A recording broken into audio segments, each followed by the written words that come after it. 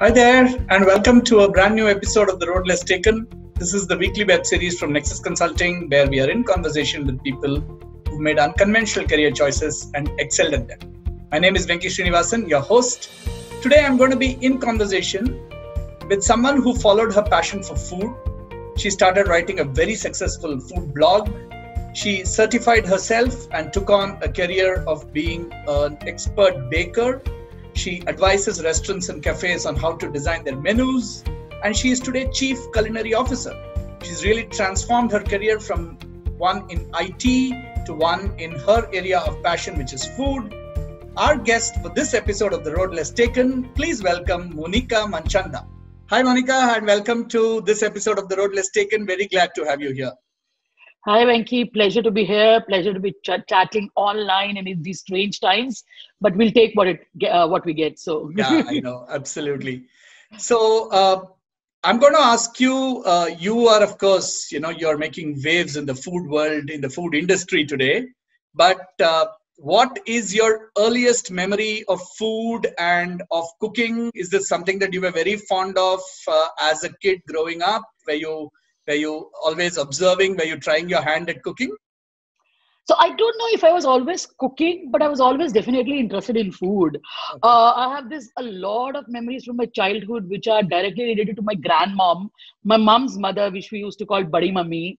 And I have a lot of memories around Badi Mummy and food, whether it is about her cooking curry and aloo paranthas, which are like really thin but stuffed to the gills, which probably is a skill that is dying with grandmoms. And whether it is the 2 rupees she used to give us to buy samosas and jalebis from the corner halwai, or it is that kulfi wala that used to come in the afternoon when we were resting with our grandmom and used to ring that bell, ghanti we used to call it. Which city was all this in, by the way? Which city? I grew up in Delhi. So I grew up in Delhi. All my childhood was in Delhi. I moved to Bangalore about a while ago, but I grew up in Delhi primarily. Hey, Delhi's food is legendary anyway. Correct. It's so I have grown up in the middle of that food, and my grandmom used to be an excellent cook. Some of the dishes of Badi Mummy we all feel are dying because none of us could kind of learn it from her, the kind of skill she has. So those are I have a lot of memories associated with my childhood and food, definitely. I mean, I don't know whether it is directly related to me cooking.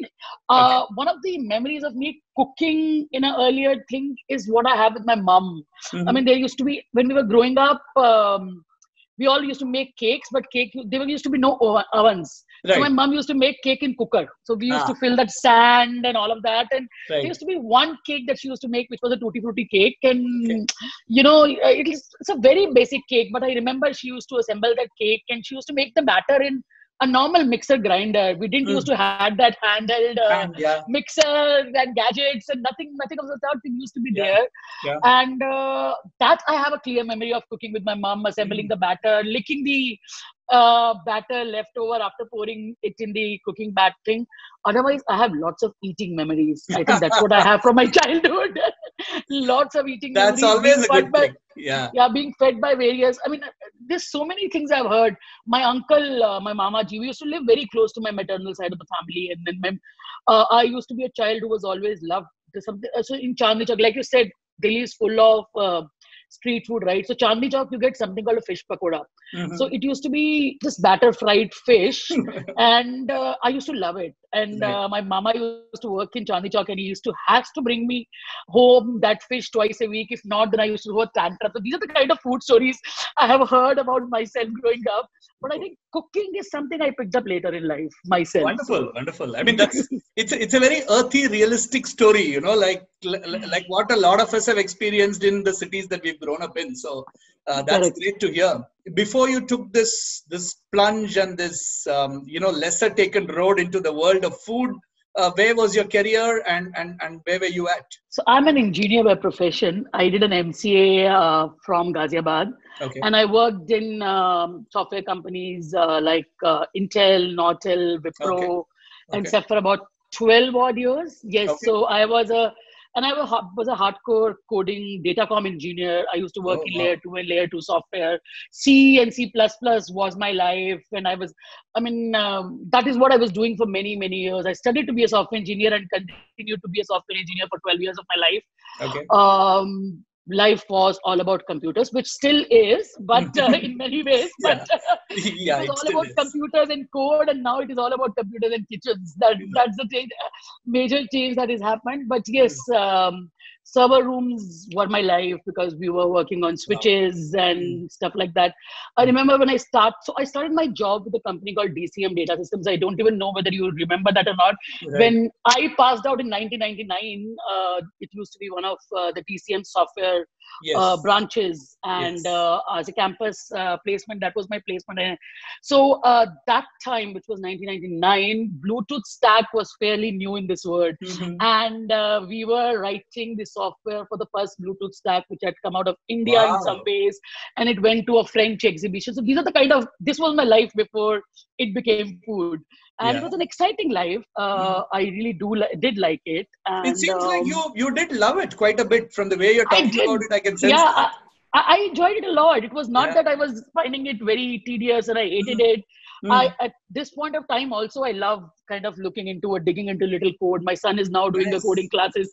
So I'm like asking him, what are you up to? What are you doing? So it was a fun period of my life. It's just that over 12 years, things change, your interests change, and you realize that though you do like this, you do want to try something else in your life too, and maybe you want to dabble hands at something. My son was growing up. He was 1.5 years when I kind of made the move a little bit. So so I didn't hate it. I know a lot of people who make changes from the corporate life say that they make the change because they hated the corporate life. I didn't hate the life. Interesting. I was liking the work I was doing. There was this yearning of doing something different. Sure. And there was this thing that, okay, maybe I like food a little better than this, but it was not a life that I hated. Definitely not. And so you said your son was very young when you took this plunge, took the change. How did family come together to enable you to do this? And how did that whole transition happen? Actually, I don't think it was a very planned transition in some ways. My son was about 1.5, I think. And the software networking industry was going through a major slump at that time. Nortel was kind of cutting down numbers, and there was this whole thing going around of taking a handshake, doing a handshake and taking voluntary pay and quitting and all of that. So I decided we'll do that, and we'll take I thought I'll take a 4 to 6 months break. Honestly, that was all it started for. When I stepped out of the Nortel office that day, 10 years ago, I think, I didn't imagine that I will never step back in a software office in some ways. So that was definitely not the plan. But in the 1.5 years that my son was going, I was actually finding back routes to cooking in some ways. I was home. I also had a difficult pregnancy, so I was home for about 9 months when I was carrying.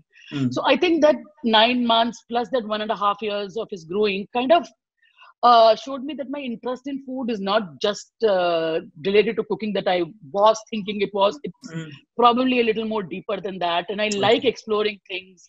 I started writing a blog around. I started writing a blog long ago, but that was a journal blog.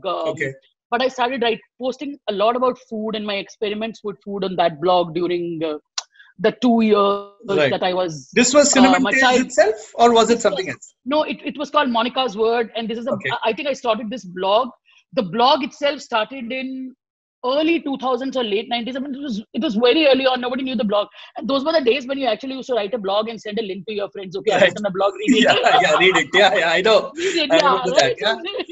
Yeah. So those were the days, and I was writing about my travels, and I wrote about general stuff, and there is where, in that blog is where I started sharing my cooking experiments also. The stuff I'm doing at home. And when I took a break, then the cooking experiments obviously started more. And then I decided I want to explore it a little more deeper than just experiments in the kitchen. I joined a baking course, which was about 6 months long.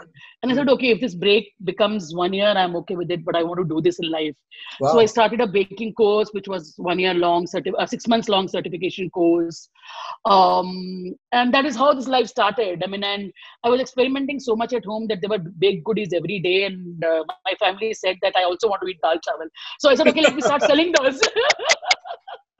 And friends started saying, okay, we want to eat what you're cooking. Okay. Why don't you sell it to us? So, I mean, this whole journey actually... Like very organic.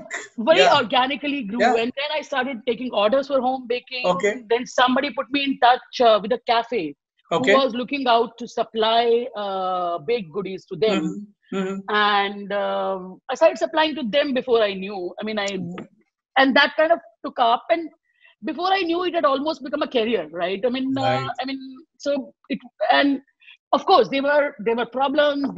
It's not all rosy always. Whenever you change, of course.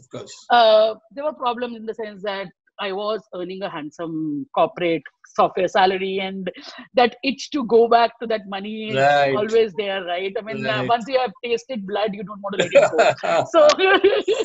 So that was always there. So I kept thinking, what can I do to make it bigger, what it better? I mean, I don't want to be only, I mean, not that it's a bad thing what you want to do, but I wanted to do something larger than just being a home baker. Right? So, I mean, so that is how it progressed. And at some point of time, I did feel that maybe I have had enough fun with food and maybe I should just go back to corporate and software. Oh, that thought actually came seriously? Oh, I actually interviewed also, I think, a couple of times. And I, because maybe I'm greedy, but that money was making a difference at that point of time in my mind. And but then I kept on thinking what to do. I was not very convinced of going back to corporate, but I was also not very convinced that the kind of money I was at that point of taking and the kind of aspirations I had for myself. So there were clearly two paths, right? I mean, at that point of time, everybody told me there are two paths. Either you go back if you want to make this money, or you actually go and open a restaurant or a store or whatever you want to open. And then you can make money. But somewhere I'm also very free bird. I like to travel. I like to do a lot more stuff. And from whatever I had seen in the industry for 2 years, spoken to friends, and blogging was picking up, and spoken to people who have restaurants, it's an all-time job. It's a stand and deliver job. And I was not sure I'm ready to commit myself to that. So that is for a brief period of time when I dabbled to going back to corporate. But I think that was a time that the first consulting gig landed up in my thing from a contact saying a particular restaurant. I don't know whether you remember. There was a restaurant called Bug Bug Bar. Yes, of course. Yeah. So they approached me via someone saying that they want to do a couple of desserts for their menu. Would I be willing to design it for them? So that was my first consulting gig. I did 6 years ago, five or 6 years ago. Wonderful. And I really thoroughly enjoyed doing it also. Because partly the reason when this becomes home chef, home baking becomes tedious is money. Also, it also becomes tedious because it's beyond a point, the same repetitive things. And I mean, a lot of us who take different paths from our careers that we have kind of studied for, one of the kicks we get it from is keep doing new things. New stuff, yes, of course. You want to keep doing new stuff and you want to keep experimenting and keep doing. So I think consulting gave me that change in many ways. So I could kind of set up a new baby every time for somebody and give it to them for running the pain points. But so that was exciting. But I also at that point of time realized that if I want to get into this very seriously, professionally, I need some training. So I went back and did a couple of courses from Harvard Online, which was about food and science. Fantastic. There were 2 courses, part 1 and part 2. I immersed myself in books. I studied. Basically, my mind thing was, if I want to do it seriously, I want to do it well. It gave me a very deep perspective in the science of cooking. So those Harvard courses, I mean, a person who has not studied science would probably find it that difficult because it talk about molecules in chemistry and all of that. It helped me that I did have a science background and had a little bit of engineering background there, but it does help in a lot of the ways that I also questioned myself that I'm doing these courses, will they really help me? But I think in the long term, it has helped me understand what goes on in the kitchen a lot better, and what am I doing and why am I doing it? And when you understand why you're doing anything, you kind of know how to explain it. It's probably part of my engineering brain that is kind of making me think like that logically. Analytical and a little questioning and all that. Correct, questioning part in everything. I know flavors are ultimately flavors and they come intuitively, but there is a science behind flavors too. And it is excellent if you can explore it and use it to your advantage. Yeah. So to go back to your consulting piece, so one of the things that you really enjoy is go to like a greenfield restaurant or cafe as they are setting up and help them design their menu. So tell us how this process works and give us a good example of one of those that you've done and how you've enjoyed that. Do you do the entire menu? Is it just the dessert section? How does it work? I now I do the entire menu. There was, I mean, it also depends on what people want. Some people approach you for a specific part of the menu. But over time, I have kind of developed a skill in the whole menu piece. I have done a few menus which have been end-to-end for a few clients. In fact, end-to-end consulting, even beyond menu, when it comes to kitchen training, kitchen setup is also something I have done. But menu design bit is, recipe design and menu design bit is what excites me the most in some ways. So how does it work is you sit with clients and try to understand what actually they want to do with their restaurant. Because at least in these times, a lot of people who want to start restaurants start with a point of view of probably where I was 10 years ago, where they want to get away from corporate or something, but they don't know what to do. And they want to do something in food because they're passionate about food, but they've never really run a food business. So they, I mean, they have a rough idea on what they want this business to be broadly, but they don't have the capability or thing, at least at the start of it, to really bring it to shape. Right. So that is where kind of people like me, I think there are many more food consultants. I'm not the only one, come into place where we kind of try and understand what their requirement is, what their vision for their place is. A lot of time it also kind of entails remolding their thought process a little bit. But from there on, you kind of design the concept of the menu tied together and then bring it down to individual recipes. So for example, I consulted with a restaurant called Energy in Bangalore, which was about 2.5, 3 years ago now almost. Yeah.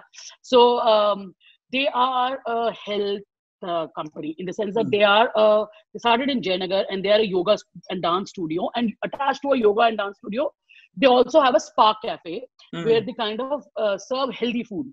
And in healthy food, they also have options where they have vegan stuff, gluten-free stuff and stuff like that. So we did a very interesting menu for them. We had pizzas made of amaranth flour without any wheat at all. So that was a really interesting project. And for that particular kitchen, we don't touch white sugar or maida. It doesn't enter the kitchen. So, you know, the whole challenge is to create, but we still want to create food that appeals to even the younger and the older and the middle. It was an interesting. So you start off by building a concept like this, which a client wants, and then you detail it out into segments and ultimately into recipes, and you test the recipes at a smaller scale. You test the recipes at a larger scale, making sure they are consistent, making sure they are fine when they are bulked up and made in bulk, etc., etc., etc. Nice. So, and then you document them. So that's another thing, because most of the restaurants at this level don't really get chefs from Le Cordon Bleu or Indian Institute of Culinary America and all of those. They are getting cooks. Basically, these are cooks and chefs which are not really trained. They are trained in cooking. Their hands are very good, but they are not very they don't understand the market well. Also, they are not very recipe focused, right? I mean, they cook andas se. So the documentation has to also happen for the restaurants to kind of store the recipes. Because more often than not, if you go to a restaurant which is running for a long time, you will see that the restaurant does fantastically well for 1 year and then suddenly starts going down because the chef that was cooking is gone. And nobody else knows how to cook. So, interesting. Actually, you keep wondering about that, especially in Bangalore.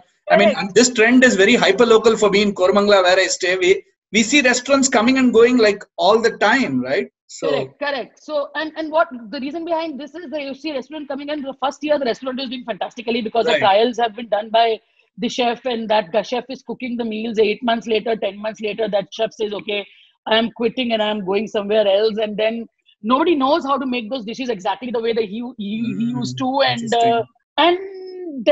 that is the coming down path for the restaurant, unfortunately. Right. So documentation is another thing that I kind of take care and kind of teach the. So again, your engineering technology background and training is coming kind through, of coming right? into place. Yes. So this is what I was telling somebody else also the other day when I was talking that they were contemplating a career change, and they were saying, I feel guilty that I'm going to let go of all my learnings and suddenly do a career change. You never let go of You're your never learnings. going to let go, yeah. But your learnings are going to stay with you forever, and you are going to reapply learnings in some other way in whatever work you do. Right.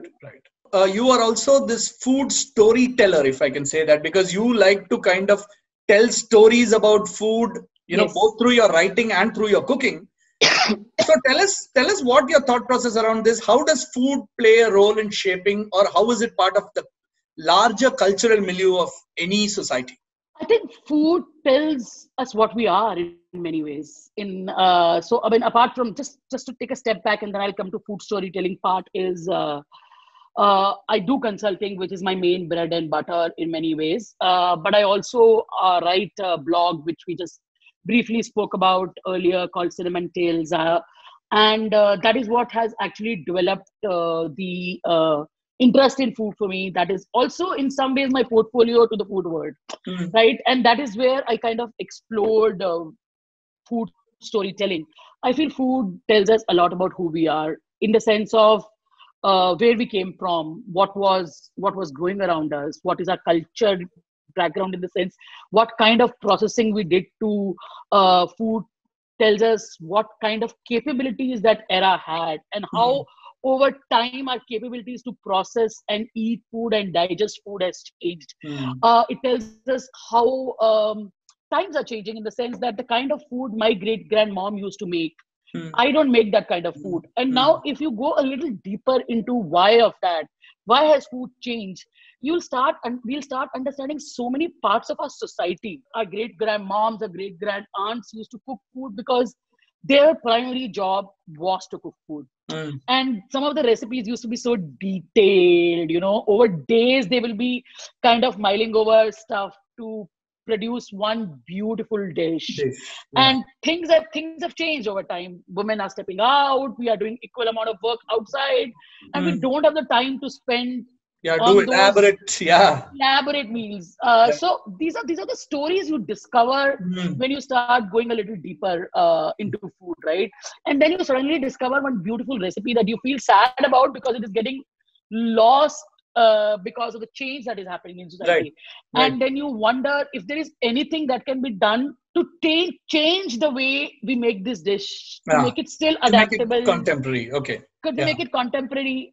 We don't want to lose history, but I also believe that we have to keep changing our history as we go along, right? I mean, that's how we kind of progress. That's how we move.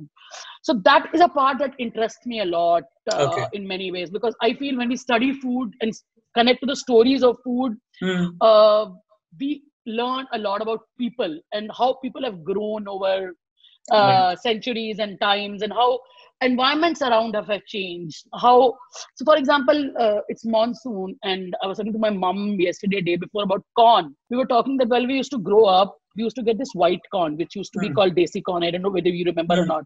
But nowadays, all corn is only American yellow corn, right? I mean, so, and that corn used to be so much more delicious than this corn, right? But the way we are growing our stuff, the way we are doing agriculture is changing. And I always also believe that a good meal is one which either evokes a memory or builds a memory, right? In the sense that either you should eat that food and go, oh my God, I remember this dish that my uncle made, or I remember a time when I last made this dish and I'm so nostalgic about the time. Or that good meal should leave such a beautiful memory in your mind that you will say that 5 years later of some more meal that, oh, this meal is reminding me of that meal. This is how it all connects. For me, the base of every connect is food somewhere. Whether it was growing up and reading Enid Blyton and dreaming about those picnics, or even I read a lot. And I often find myself, when I read also in books, I am finding a little recipes here and there, and finding a little food here and there, and trying to Google about that particular food. So I think that affects a lot. It tells us a lot about the people we are and the people we want to be, or the people we were. It's like a whole sequence of things. Is it more challenging to cook for friends and family than it is to suggest ideas for cafes and restaurants? Actually probably it is, because the friends and family have a certain expectations from you. You also are kind of clear on what they want from you in some ways, right? Also, it's always harder to take feedback from friends and family than it is to take from I was just going to ask. Yeah. Because you want to make them happy so much more than you want to do. I believe that every person who cooks, every chef who puts a dish on the table wants the person to be happy with that. Sure. But I also believe that food is very subjective. Tastes are very subjective. You cannot ever make everyone happy with one single dish. So professional chefs kind of go with that point of view when we put out a dish for the public to eat. We know that 100 out of 100 people are not going to be happy with the dish. Right. But when you put out a dish for your friends and family, you want 10 of them to be happy because they better be happy. And you know their tastes. When you plan a meal for them, you keep that in mind. And then it comes as a disappointment that, oh, I should have thought about this maybe, right? So that is Do you get like on your face feedback for the kind of you stuff you do. So you do. It was difficult in the start. It was difficult in the start. So you do get feedback. Food is always evokes extreme emotions in all of us, especially in Indians. We are very, very touchy about your food, our food in many ways, right? In India, we also have a thing called that if you have paid, we deserve to give it back, right? So, correct. People do not mince their words when they want to say that, okay, they didn't like it. There has been very clear feedback, and everyone messes in the kitchen. Every person, and we all do mistakes. With or without kitchen, we all do mistakes, right? So so that has happened. It was hard. It was hard initially. The first couple of times when bad feedback comes to you, you are devastated. You are like, oh my God, I can't even cook a simple thing like this. What has happened to me? And then you start slowly realizing that you just need to keep doing your best. And there are good days, bad days in the kitchen. Everyone's tastes are subjective, and you need to kind of learn from every mistake. So the thing I tell myself and I tell my team, the people I work with, is always that mistakes will happen. It's how you deal with those mistakes that makes or breaks you or a business or something, right? I have also realized that even if people say bad things about it, 9 out of the 10 times, if you go up and say, we are sorry, we messed up, we will take care of it in the future, they are okay with it. It's only that 1 or 2 people will still be very pissed. Which you can't do anything about, really. Which you can't do anything You'll about. You'll have to assume that most people are coming from a good place when they give the feedback. Yes.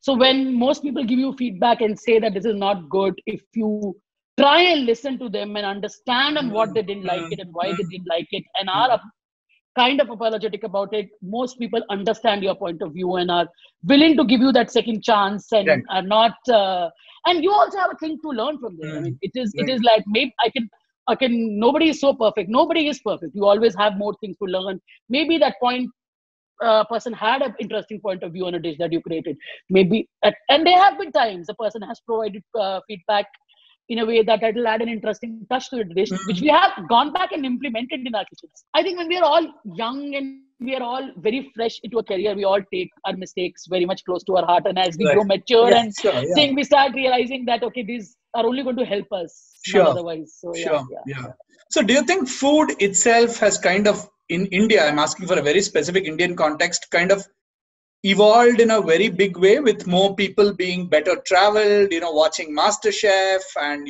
reading up, Heston Blumenthal and Anthony Bourdain and things like that. And so there's a much heightened awareness about food. Definitely, there is a much heightened awareness about food. And I think in many ways it's helping the industry grow, because I couldn't imagine 10 years ago somebody doing fusion food in few ways that is happening in India in beautiful conceptual ways. There is lovely takes on our traditional food being done to adapt. So this is not just in tier 1 cities, right? It's happening like everywhere. It's happening in smaller cities too. So I was contacted a few years ago, 2 years ago, I was contacted with someone from Hubli who wanted to do a chocolate cafe in Hubli. Wow. And I was fairly amused, because for me, like you're saying, I thought this revolution, what we are thinking about, is happening only in Tier 1 cities and metros of the country. And, we are all, because we travel so much, and especially in Bangalore and Mumbai and Delhi, people are going all over the country, all over the world, and they're coming back. And they're coming back with these fancy ideas and dishes that they have eaten abroad, and they want to continue eating here later. But the change is also happening in Tier 2 cities. And it's very heartening to see in some ways, because we do need interesting change coming in the Indian food industry.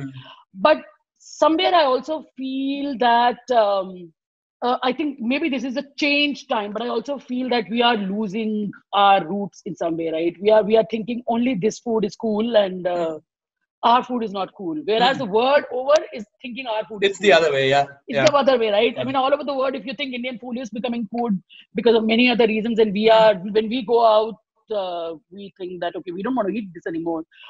And I think that's not, there are multiple reasons to it, not just one, but the awareness about foods, awareness about things we eat, the awareness about dishes is definitely more. I mean, in the past 10 years, 8 years, it's changed a lot. People know a lot more kind of foods that existed before we did a few years ago. I mean, 10 years, 12 years ago, all we knew was Mexican and Asian and Chinese, not even Asian. We knew Chinese. Chinese, which is essentially pizzas, Indian Chinese. Indian Chinese, right?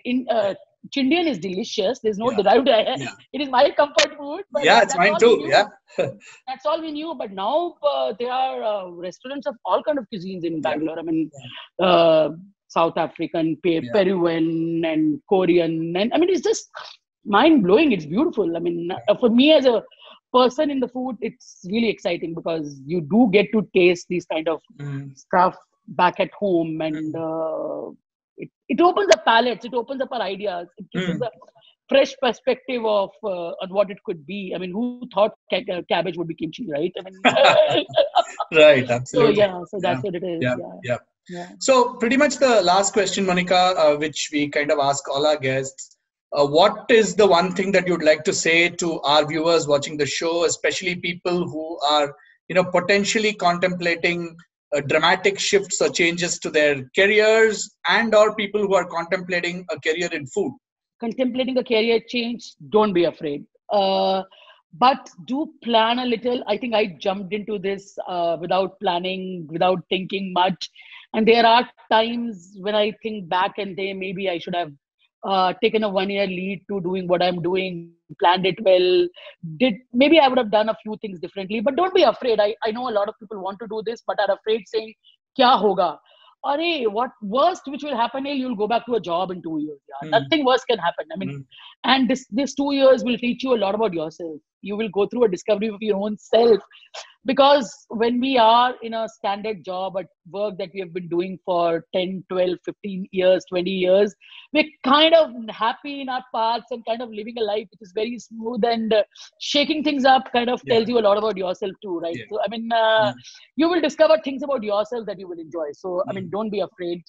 The thing I want to tell people who will join, want to have a career in food, I think we all feel that we are passionate about food, and hence we can build a career in food. I think that might or might not be true, right? I mean, food industry is not a easy industry to be in. It is a very physically challenging industry. You need to be on your foot from morning to night. It is harsh. There are no time limits. It's also an industry which we don't realize, but it's fairly technical. Right. So I would say, do up your groundwork, study a little, come into it. I mean, more than it's a fun industry to be in. You'll be happy cooking for people always. You'll be happy seeing the smiles on people when they eat your food and go back happy and stuff like that. But it's also not an easy industry. So think about it, plan it well, educate yourself, and good luck. Thank you. Wonderful words, and thank you very much for sharing your thoughts and for telling us these wonderful stories and your thoughts and perspectives on food. Thank you, Monica, so much. Thank you. I'm so glad. That, ladies and gentlemen, was Monica Manchanda sharing her very interesting journey of a transformation from an IT professional to a food lover, and how she's doing what she really loves today, and how that's made her very, very accomplished and successful. If that inspired you and interested you, please watch out for more episodes of The Road Less Taken. They drop every Friday on our YouTube channel, Nexus Consulting. All past episodes are available there as well. Please like, share, and subscribe. Till I meet you at another episode of The Road Less Taken, this is Venki Srinivasan saying stay home, stay safe, and bye-bye.